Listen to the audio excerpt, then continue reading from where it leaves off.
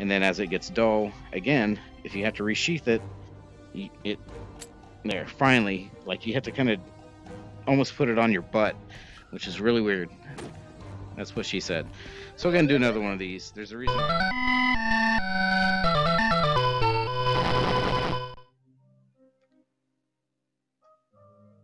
Swords of Gargantua is what we're going to take a look at today.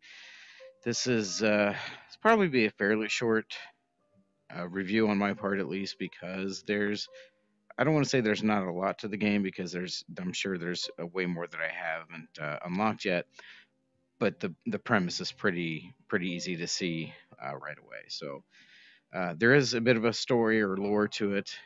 Essentially, it comes down to humans have been well, I guess there was some big war or something like that, and humans are the only ones to survive. You get brought back as a human, and you need to basically save humanity and kill a god or something of that nature. So this is your starting area, kind of an interactive menu for the most part. You have a little practice range here for your weapons that you get over here. You also have, just by default, throwing daggers on your elbow. Of course, hands, always a good thing to look at. Pretty cool detail. I like it. The elbow guessing thing is kind of okay. It looks really, there's not a lot of movement to it, which I think is how they try and keep it accurate. But otherwise, pretty cool. So the way this works is, and this was kind of tricky to me at first, you have to equip yourself with different weapons. They don't really have stats so much as they just kind of get stronger, and you kind of have to use them to see.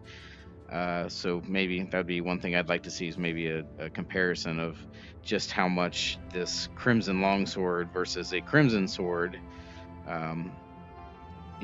Basically the main difference is runs here, blah blah blah blah blah. So it's, and these two in particular, they both attract people, but one kind of, usually it ends up that one has more reach, the other one builds up the special of the weapon a little slower. So there's kind of some give and take there, but there's really no number values that's easy to see. You can also equip, well, at least in this main part. So I'll show you the main game first. It won't take long. Now this is kind of backwards. In that, yeah, so even though it's the way you're facing it, it's still kind of like this is your left. So they don't, my biggest complaint of this game, I think, is, so now I have a sword at each bottom. You can also do shoulder mounted weapons, which you can kind of see maybe off to the side, maybe not, but they're there up here up top. So the weird thing is, though, is that if you grab, let's just say you have a sword in each hand, right? So if I go to put this right sword down my right hip, it doesn't really holster. They want you to reach over to your other side to holster it, which is kind of uncomfortable. And if I try it over here, though, it just falls. So I'm not sure if that was intentional, like if they always want you to cross holster, but part of the game, as you're playing, the swords will kind of get dull, and the way to refresh them is to put them back in your holster and wait, which is totally fine, except for, again, you kind of have to keep going back and crisscrossing there, which is not great. The shoulder ones just work like you would expect. So I don't know if that's intentional or not, but there's really two different parts of the game right now. First is, it's called Quest, but really it's the tutorial, because these first several ones are literally telling you how to play the game, and then you just kind of progress. Now, this used to be, up until about a month ago, the only form of the game, and we'll go into a couple of these now just to kind of show what they're about. And you'll get a good idea of the gameplay too. So you kind of start off in this closed area. Once you leave the boundary of the square, that's when the enemies will spawn. Sometimes they'll spawn weapons on the little podiums, like there's a shield over there, which I'm actually going to go grab. It looks like there's a mace over there on that one. So you can bring in your own loadout and then pick up weapons as you go along. I am going to grab the shield just because you can parry or block with a sword or a weapon in your hand, but it's way more difficult than it is to just use the shield. So we'll go ahead and grab this. They're going to spawn. And it's VR, you have a sword and shield, so guess what you do? You block his attack, counterattack, all that good stuff. When they die, they drop this little orb. You can, if you need health, which I don't, it's down there, you can grab it. Those little green spots are like, you'll get bonus damage to them if you hit it. See, I can grab this health now. These guys are ranged. So one thing that you can do is if you hold in your left trigger and move your head quickly, you kind of do a dodge. And you can also do it forward, which is a good little charge. Doesn't really attack, but it definitely closes the gap. So that's all that level was. If you're really excited about like doing the best you can, there's these little challenges that get you little perks and all that, or little reward points and all that. But this part of the game, essentially, what you're doing over and over, and see now, I only have this sword. I can't holster it on my right side where it's from. I'd have to drop my shield, holster it over here, pull out that. It's kind of that part's kind of a mess. I don't get that. But I am going to keep the shield. The other thing you can do is, well, maybe, as the sword powers up, I don't know if you can see the gauge down here or not, it's on the right, you can then run your hand across it, and that's kind of how you do your super move, and there's a timer right here that's going down. So yeah, as you block, attack, parry, all that good stuff, the sword that meter powers up. You do that to power it up, and then as it gets dull, again, if you have to resheath it, there, finally, like you have to kind of almost put it on your butt, which is really weird. That's what she said. So we're going to do another one of these. There's a reason why I'm not going to do a whole lot, which you'll see in a moment. So actually what I'm going to do is, oh, I lost my sword. So I'm going to go ahead and do this. Or I lost my shield, rather. We'll just go gung-ho here. So we'll try and parry with a sword. These guys are pretty weak. Actually, you don't even need to mess with them. Just...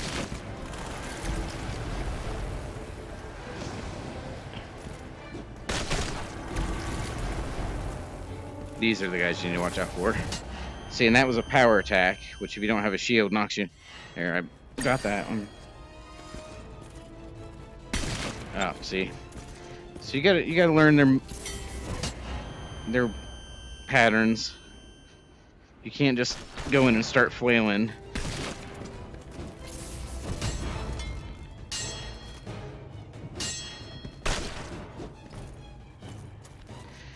And so this sword's green, so it's kind of hurt. So I can sheath it, grab some health, reach up behind me, grab my mace. Be bad at blocking still. And then die. We'll go ahead and do that one more time. Yeah, so I still have... Yeah, I lost the weapons that I was holding. I'll grab this. You're dead. But as you can see, pairing with a weapon is not easy. Of course, someone who's better at the game...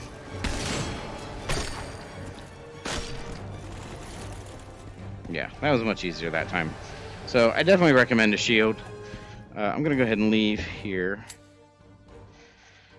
So that was the original version of the game. So what they've added recently is called Adventure. This game does offer multiplayer. It's pretty much what you would expect. It's the same as the normal game, but with other people in it. I'll go ahead and just load up whatever here. Until I unlock some of this other stuff. There are like nunchucks. There's big old Christmas tree swords. I'm guessing that's a seasonal thing. Maybe we'll see some in here. So that's the main. I wouldn't call it a story, but it's kind of just a series of tutorials, challenges, whatever. So this is the new adventure mode, and the way this works is you play. It's kind of like a roguelike or a dungeon crawl, because you're going to do runs into the dungeon there. You're going to go earn gold, which is shown right up there, and then you keep some of the gold you spend while you're in the run, some of the gold you spend back, and then do permanent upgrades here on this tree. And so you get a better sense of like progression. There's also different weapons. There's also potions. So we'll kind of go through how those work. There's the nunchucks I mentioned. So if you have a potion like this, the way you use it is you actually just throw it, and then you stand in that area, and then you and your friends, if you're playing co-op, get that benefit. There's also shurikens, which you throw and they bounce back to you. So hopefully you can be better than I am and catch it rather than have to go pick it up later. There's also, there we go. Oh, I guess that's kind of the same thing. So ideally you're gonna catch it every time. And then let's see here. Oh, we got to do. Nope. So this is kind of the same thing, just a different version of it. You throw it, but you don't really know, because again, there's no stats, so you're just kind of guessing at what's best. So they do level up as you play with them, but to what extent, it's kind of hard to say. But usually the bigger weapons, their special charge is slower. Let's see if we can't, we got a big axe, and then some very slow moving nunchucks. I don't know if the physics just doesn't look quite right for those, but we'll try them out. We'll see. So I'm gonna go ahead and go on a run, but this is very similar to what we've already seen, where you're gonna start in a room, you have your weapons. Sometimes there'll be stuff on the podium. Let's see if we can't take someone out with these. Oh, see, I accidentally grabbed a throwing knife there.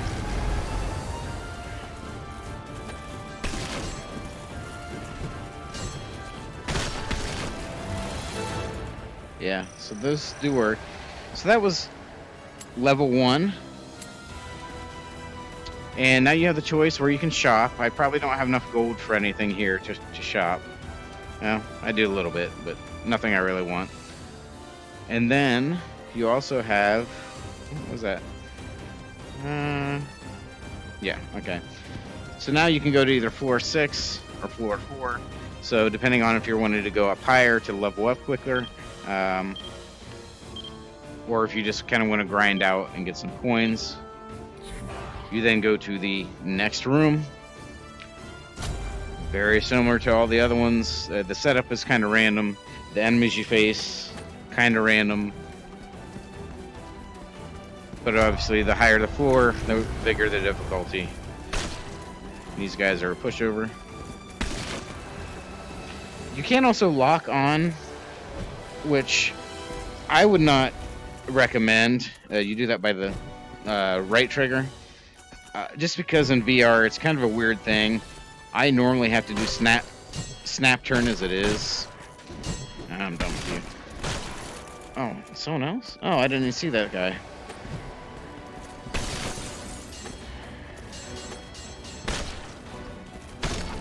Alright. So that was pretty bad, but I was trying to talk there. So I gotta level up. So basically pick a perk here. As far as I can tell, this is just for the run. I also say that it's hard to see the things on the right or the left because it moves with you. And if you're not looking just right, as far as like your headset or whatever, it's just, I don't know. There's just little tiny things, and again, it's in early access, so I think they can fix a lot of this stuff. But it just seems like things are just a little bit off whenever you're grabbing different items, whether that's on you or in the world. I'm just going to take that, whatever. So now if I were to lose this weapon and drop it here, I would not take it into the next floor with me. So it's, yeah, this nunchuck is just weird.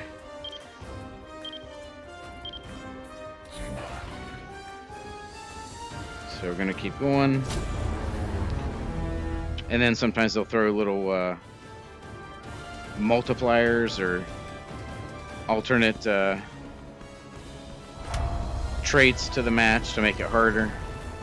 So this mode is actually kind of fun, playing with other people. It gets really crazy. You can heal each other, like if you get knocked down. Oh, I'm just really bad at blocking this guy.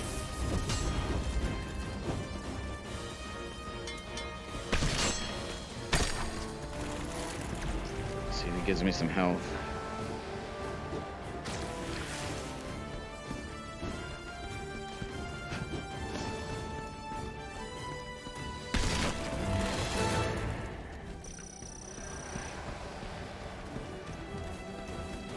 Then there's also, every once in a while you'll get this judgment thing here, which is you pay some money and you do like a random extra perk.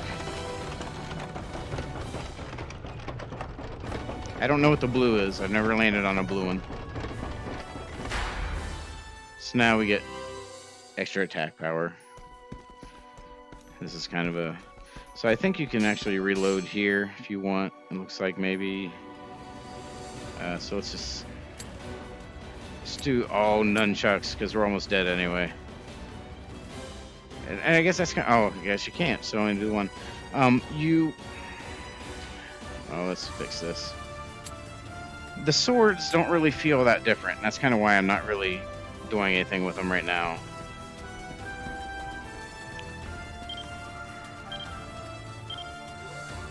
Because a sword feels like a sword, feels like a sword. I am going to try and use this thing the way it's intended to.